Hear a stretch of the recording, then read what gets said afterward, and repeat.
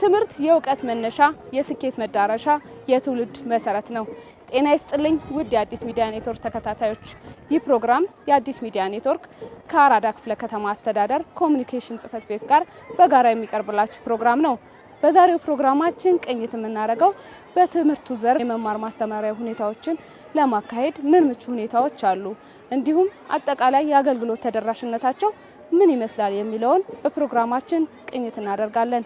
እስከ ፕሮግራማችን ፍጻሜ ድረስ አብራችሁን ሁኑ።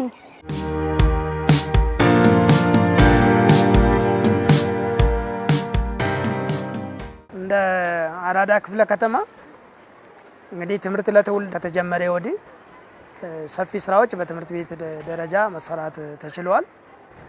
በተለይ ደግሞ በዚህ አመት ልዩ ትኩረት አድርገን ስንሰራ የነበርነው ትምህርት ቤቶች ደረጃቸው እንዲሻሻሉ እና የትምህርት ጥራት እንዲረጋገጥ ሰፊ ስራዎችን ለመስራት ጥረት አድርገናል። ኢንክሉሲቭ ኤዱኬሽን ወይ ደግሞ አካቶ ትምህርት የምንላቸው ተማሪዎች ምንም ነገር ሳይሰማቸው ከጓደኞቻቸው ጋር ከቅርብ ከሚማሩት ምንም ሳይነጠሉ እየተማሩ ይገኛሉ። ይሄን ብቻ ሳይሆን በዊልቸር የሚመጡ አሉ። የተለያየ ድጋፍም አዲስ አበባ ትምህርት ቢሮም እንደ ትምህርት ቤትም ሰፊ ርብርብ ተደርጎ የትምህርት ስርዓታችን አካቶን ያቀፈ ነው ማለት። ስለዚህ ስናካትት አይነ ስውራን የሆኑ የአካል ጉዳተኛ የሆኑ የመስማት ችግር ያለባቸው እነዚህን ሁሉ ሁለንተናዊ ያቀፈ ነገር ነው እየሰራን የምንገኘው።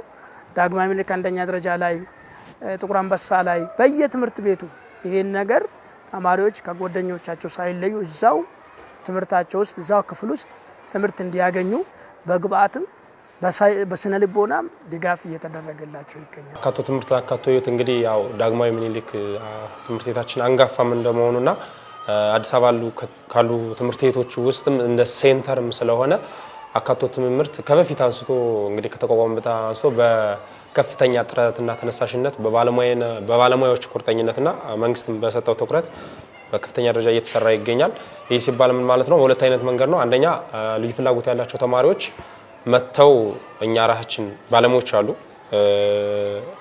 4 በላይ ባለሙያ አለ በልዩ ፍላጎት ዙሪያ የተመረቀ እና አሁን በስራ ላይ የሚገኙና እነሱም መተው ትሪት ያደርጓቸዋል፣ እናግዛቸዋለን። ከዛ በተጨማሪ ደግሞ በክፍል ውስጥ አስተማሪዎች እንዴት ማገዝ እንዳለባቸው ለአስተማሪዎች ስልጠና እየሰጠን በተናጠልም በግሩፕም ለምሳሌ አሁን የተወሰነ እንኳን ብናነሳ ከግማሽ መንፈቅ ዓመት ከጥር ወዲህ እንዳጠቃላይ በግሩፕ 2 የስልጠና ሰጥተናል። በመድረክ በተናጠል ደግሞ እያንዳንዱ መምህር በተለይ ልዩ ፍላጎት ያለባቸው ተማሪዎች ዙሪያ ስልጠና እየሰጠን እንዴት ማገዝ እንዳለባቸው እንዴት ትሪት ማድረግ ወላጆችንም ጭምር እየጠራን እነሱ ላይም ድጋፍ እየሰጠን እንገኛለን። በተናጠልም እዚህ ይሄ ሴንተራችን ነው፣ ቴራፒ የምንሰራበት ክፍል ነው።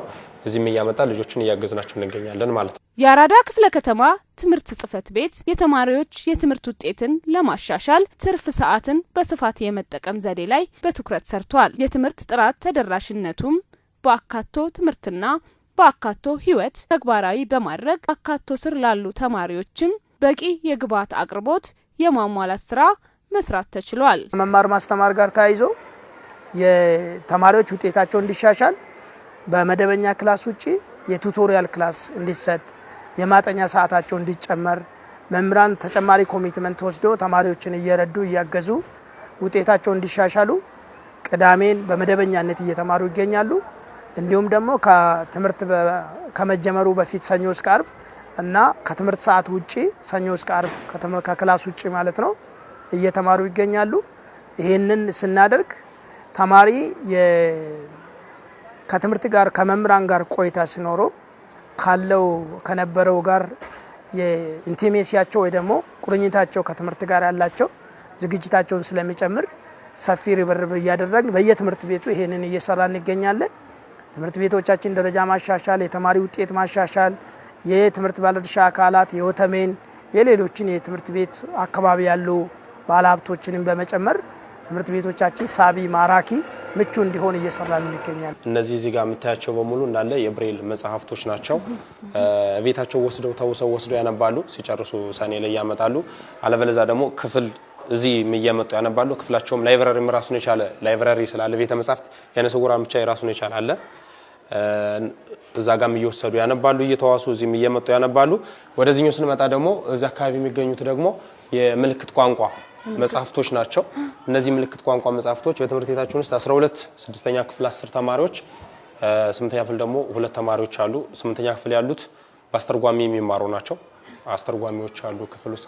እዚህ ጋር ስንመጣ ደግሞ የአእምሮ እድገት ውስንነትና ኦቲዝም ያለባቸው ተማሪዎች በዋናነት የሚገጣጠሙ ነገሮች ናቸው። እነዚህ ሙሉውን ማለት ነው። ከገዛው መካከል አንዱ ድጋፍ ነውና ማለት በቁሳቁስ እንደግፋቸዋለን ተማሪዎች። ለምሳሌ ይሄን ብንወስደው ይሄ ኬን ነው። ዓይነ ስውራን ተማሪዎች እንደፈለጉ የሚንቀሳቀሱበት ኬን ነውና ይሄን በአመት 2 ጊዜ መስከረም ላይና ጥር ላይ እንሰጣቸዋለን ለተማሪዎቹ ማለት ነው። ዊልቸር እንሰጣለን፣ ይሄን እንሰጣለን። ስሌት ስታይለስ የሚባል አለ። የተለያዩ ማቴሪያሎችን ያው የተማሪዎችን ፍላጎትና ያው አቅማቸውን መሰረት ያደረገ ድጋፍ እንሰጣለን። እዛ አካባቢ ስንመጣ ደግሞ እነዚህ እንዳጠቃላይ የሞንቶሰሪ ቁሳቁሶች ይባላሉ። በ3 አይነት መንገድ ከፍለናቸዋል። ለምሳሌ ይሄኛው አሁን እዚህ ጋር የምታዩት እንግሊዘኛ ኮርነር ይባላል። የማንበብ ችግር ያለባቸው ልጆች ፊደላትን መለየት የማይችሉ ተማሪዎች በተለያየ ቅርጽ የተዘጋጁ ማቴሪያሎች ናቸው።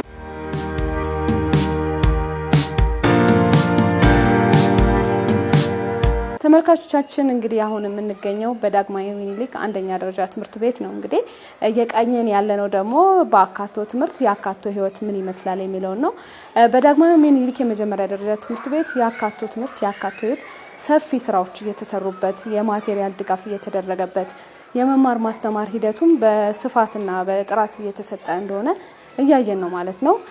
በዚህ በአካቶ ውስጥ ደግሞ ያሉ ተማሪዎችስ በመማር ማስተማሩ ሂደት ምን ይላሉ የሚለውን ደግሞ በቀጣይ እንከታተላለን ማለት ነው።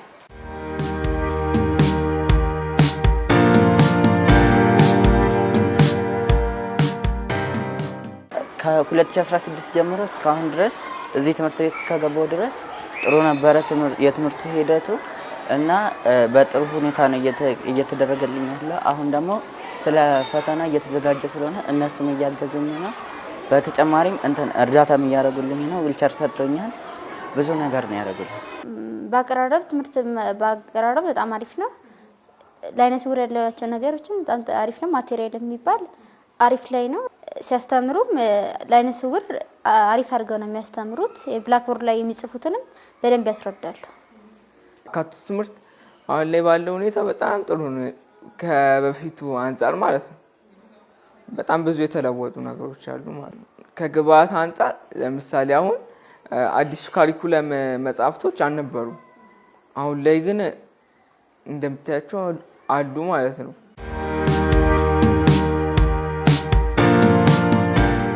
ተመልካቾቻችን አሁን የምንገኘው በብሔራዊ ቤተ መንግስት የመጀመሪያ ደረጃ ትምህርት ቤት ነው።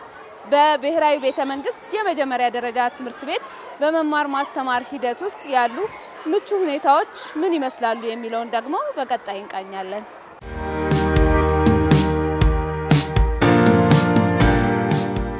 የመማር ማስተማር ላይ በጣም ተግዳሮች የነበሩት አንዱ ተማሪ የሚማሪበት ክፍል ባለመኖሩ ምክንያት በፊት የነበረው ተማሪዎች የሚማሩበት ቤተ መጻሕፍት ውስጥ አይቲ ክፍል ውስጥ የተለያየ ቢሮዎች ሲማሩበት የነበረው አሁን ለልጆቹ ፓርቲሽን ተሰርቶላቸው ተማሪዎቹ አሁን ፍሪ ሆኖ ራሱን የቻለ ክፍል ተሰርቶላቸው እየተማሩበት ነው።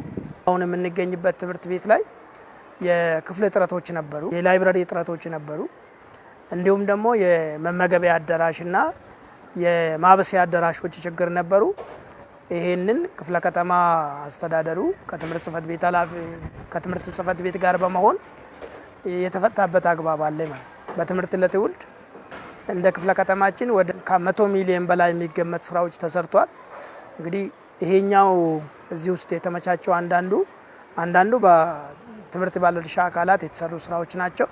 በወተሜ እንዲሁም ደግሞ በመንግስት ባጀትም የተሰሩ ስራዎች አሉ። ይሄንን እያደረግን ትምህርት ቤቶችን ሳቢ ምቹ ተማሪዎች ወዶና ፈቅዶ የሚማሩበት ቦታ እየተፈጠረ ነው የሚገኘው።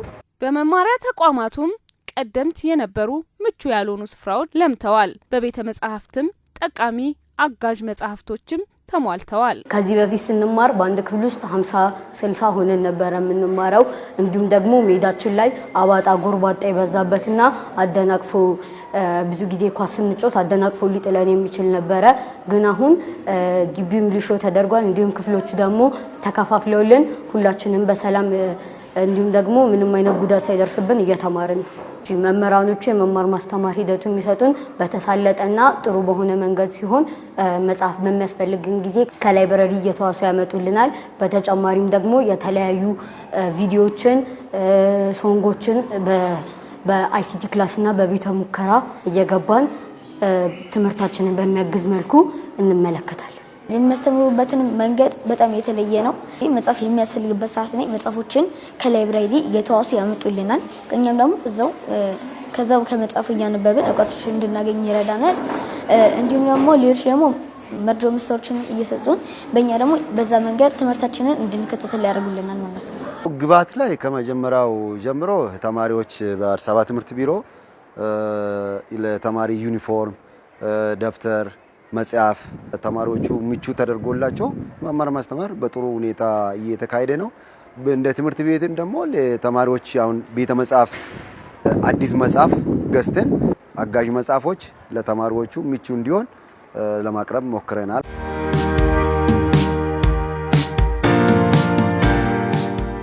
ተመልካቾቻችን እንግዲህ የ2018 የትምህርት ዘመን ማገባደጃ ጊዜ ላይ እንገኛለን። በመሆኑም ተማሪዎች ለፈተና ምን ያህል ዝግጅት አድርገዋል፣ የትምህርት ተቋማትስ ለተማሪዎች በምን ያህል እገዛ አድርገዋል የሚለውን ደግሞ አጠቃላይ የፈተና የቅድመ ዝግጅት ስራዎች ምን ይመስላሉ?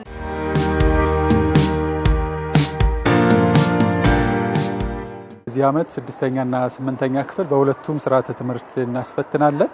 ስለዚህ ከአመቱ መጀመሪያ ጀምረን የአንድ ገጽ እቅድ የሚባል አለ። ተማሪዎችን ለማብቃት ከመምህራን፣ ከተማሪ ወላጆች፣ ከተማሪዎች ጋር እቅዱን የጋራ በማድረግ እየሰራን እንገኛለን። በየሳምንቱ ቅዳሜ ለግማሽ ቀን ያህል የቅዳሜ ማጠናከሪያ ትምህርት እየተሰጠ ይገኛል። እንዲሁም በተከታታይ መለማመጃ ጥያቄዎችን እዛ ክፍል የሚያስተምሩ መምህራን ጋር በመነጋገር በየጊዜው እየተሰጣቸው ያንን እየሰሩ ይገኛሉ።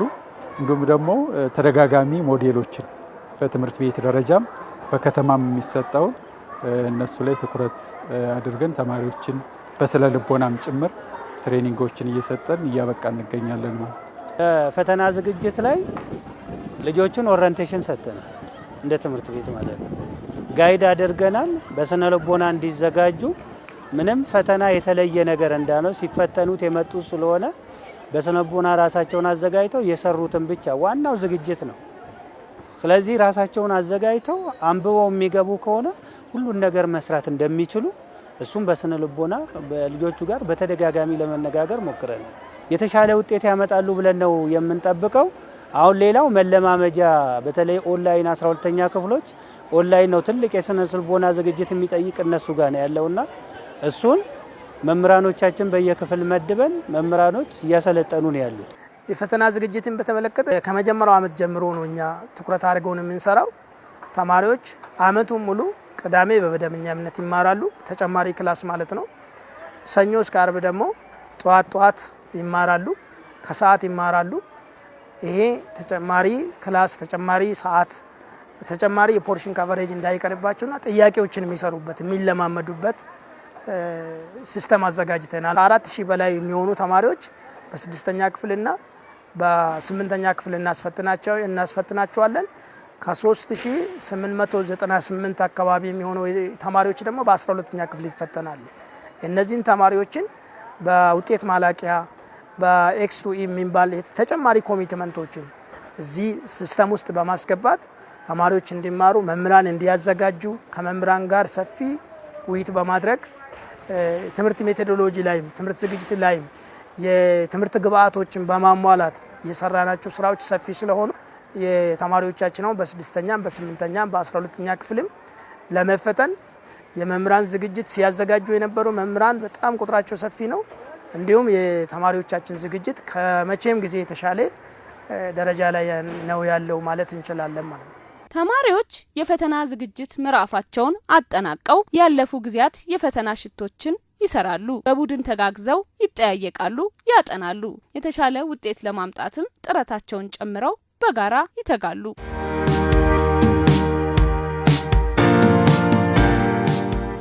ከመማሪያ ሰዓታችን ውጪ ቢፎር ክላስ እንማራለን፣ አፍተር ክላስ እንማራለን። ላይብራሪ ሁሉ ሪሶርሶች ምናምን ምቹ ናቸው። የፈለግናቸው መጽሐፍት፣ ላይብራሪስ ሁሉ ነገር አክቲቭ ነው። ኢቭን ከአፍተር ክላስ በኋላ ራሱ እንደዚህ እኛ ኖርማሊ በግሩፕ እናጠናለንና ለማጥናት ራሱ ፍላጎት ቢኖር ሌላ ተማሪ ኦፕን ነው። የፈተና ዝግጅታችን በሚመለከት ያው እንደማንኛውም 12ኛ ክፍል ተማሪ ሁሉንም ፖርሽን ጨርሰን አሁን ጥያቄ መስራት ላይ ነው ሞር ትምህርት ቤቱም ተማሪውም ፎከስ ያደረገ ያለው። መምህራንም በቃ ፖርሽኑን ስለጨረሱ ቁጭ ብለን የፓስት ኤግዛሞች ኢንትራንስ ያለፉ ጥያቄዎችን እሱ ላይ ነው የምንሰራው። ወርክሺት እንሰራለንና በትርፍ ሰዓታችን እንደ ተማሪ እንደየግላችንና እንደ ግሩፕ ተሰብስበን ጥያቄ መስራት ላይ ነው አሁን ያተኮርን ያለነው። በአዲሱ ካሪኩለም ብዙ መጽሐፍ ነበረም ቤተ መጻሕፍት ውስጥ። አሁን ግን ብዙ መጽሐፍ ተሟልቷል እና የሚያስፈልገንን ገብተን እንጠቀማለን። ብዙ ድጋፍ ይደረግልናል። አስተማሪዎችም ጥያቄ ከመስራት አንፃር ከማስተማር አንፃር ብዙ ድጋፍ ያደርጉልናል። ፈተና ዝግጅት ቅዳሜም እንዲሁም ደግሞ በተለያዩ ጊዜያት ጣዋት በትምህርት ጊዜ ሆኖ ጣዋት ላይ የቲዩቶሪያል ክላስ ይሰጠናል። እንዲሁም ደግሞ ቅዳሜ የተለያዩ ወርክሾቶችን ጥያቄዎችን እየተጠየቅንም እዛው እየሰራን ፈተናዎችን እየተፈተንን እንሰራለን። ከዛ በተጨማሪ ደግሞ ላይብራሪ ሁልጊዜ ክፍት ነው። እዛ እየገባን የምንፈልጋቸውን የሚረዱንና የመማሪያ መጽሐፎቻችንን እያመጣን ሁላችንም እንጠያየቃለን። የትምህርት ተቋማቱ ምቹ ሁኔታዎች ዘርፈ ብዙ ጠቀሜታዎች አሏቸው። ባህሪን አንጸዋል፣ ውጤትን አሻሽለዋል፣ የማህበረሰቡን አብሮነትም ፈጥረዋል። በቂ መምህራኖች አሉን፣ በቂ የመማሪያ ክፍሎች አሉን፣ በቂ የሆነ ቤተ ሙከራዎች አሉን፣ ቤተ መጻሕፍት አሉን፣ ፔዳጎጂ ሴንተሮች አሉን፣ ጥሩ መዝናኛ ሜዳዎችም አሉ። ስለዚህ ከግብአት አንፃር የተሟላ ነው እንደ ተቋም። እንደ ጥቅል የነኚህ ግብአቶች መኖር ደግሞ ውጤቱ ላይ ከፍተኛ የሆነ ተጽዕኖ ያመጣሉ ነው። ለዚህም በአንደኛ ሴሚስተርም አይተናል ውጤታቸው የተሻለ ውጤት ነው ያላቸው። የተማሪዎች ውጤት እኛ ትምህርት ቤት በፊት እንደሚታወቀው 6ኛ ክፍልና 8ኛ ክፍል ላይ አምና 100% ነው ያሳለፍነው። ዘንድሮም በዛ ደረጃ ነው እየጠበቅን ያለው። ያው የተማሪዎቹ ላይ በፊት ችግር የነበረው አሁን ሙሉ ለሙሉ ችግሩ ስለተፈታ ለተማሪዎች የክፍል ውጤትም በጥሩ ሁኔታ ነው እስካሁን ድረስ ያየን ያለ ነው። አሁን ደግሞ ተማሪዎቹ ሚኒስትሪም ለማፈተን ዝግጁም ስለሆኑ በክፍል ደረጃ ላይ ጥሩ ውጤት ነው ያለው። የመጀመሪያው እንግዲህ የትምህርት ተቋም ዋናው ዓላማው ሁለት ነገሮች ላይ ያጠነጥናል።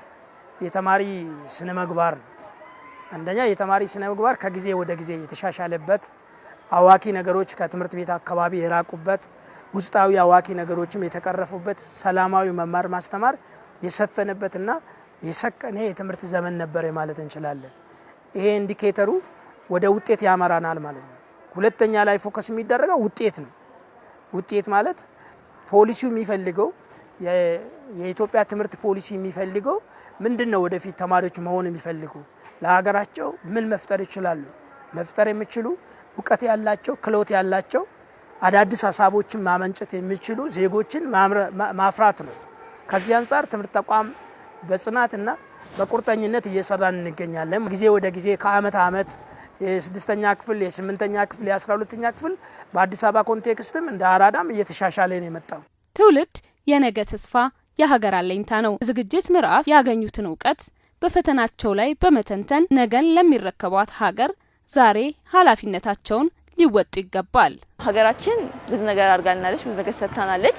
እኛም እንደ ተማሪዎች ወይም እንደ ወደፊት በቃ ለሀገራችን ማበርከት የምንችለው ብዙ ነገሮችን ማሻሻል ይኖርብናል። ጠንካራ የተማርን እውቀት ያለንና የራሳችን አይዲያዎችን አፕላይ አድርገን ሀገራችንን ማሻሻል የምንችል ሴቶች መሆን አለብን ብዬ አምናለሁ።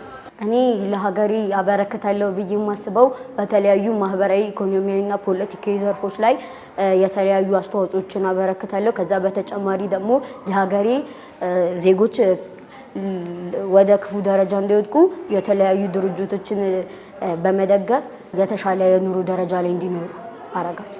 አሁን ከነበረው ጄኔሬሽን ወደፊት እቺ ሀገር የተሻለች ሆና እንድትሄድ የሚያደርጓት እነኚህ ልጆች ናቸው።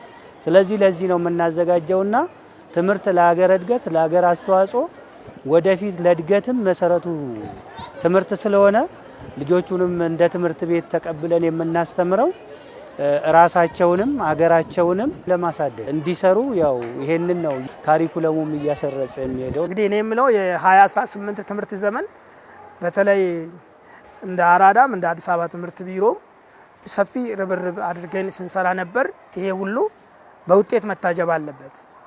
በሰላማዊ መማር ማስተማር የሰፈነበት አመት ነበረ። ይሄ በውጤት መገባደድ አለበት። ለስድስተኛ ክፍልም ለስምንተኛ ክፍልም ለ12ኛ ክፍልም ማስተላለፈው መልእክት እያንዳንዱ ተማሪ፣ እያንዳንዱ ወላጅ፣ እያንዳንዱ መምህር እስካሁን የለፋንበት እስካሁን የመጣንበት መንገድ በጣም በተደራጀ ተማሪዎች በተረጋጋ ሁኔታ እንዲፈተኑ የተማሩት ከቴክስታቸው ውጭ ከተማሪዎች ትምህርት ውጭ የሚመጣ ነገር ስለሌለ ተረጋግቶ ስራቸውን እንዲሰሩ ለስድስተኛም ለስምንተኛ ክፍልም ለ12ኛ ክፍልም ለተማሪዎች መልእክት ማስቀመጥ እፈልጋለሁ።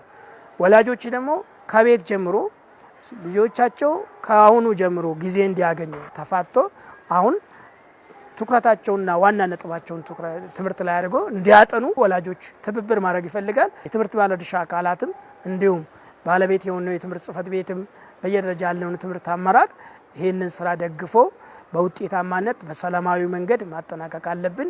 ይሄ የሁላችንም ርብርብና የሁላችንም ትጋት እና ርብርብ ይፈልጋል።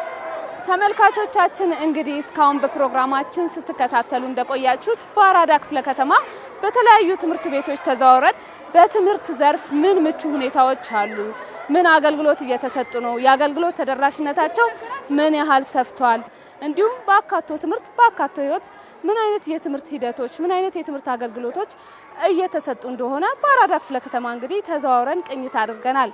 በቀጣይ ጊዜ በሌላ ርዕሰ ጉዳይ እስክንገናኝ ድረስ ቸር ሰንብቱ።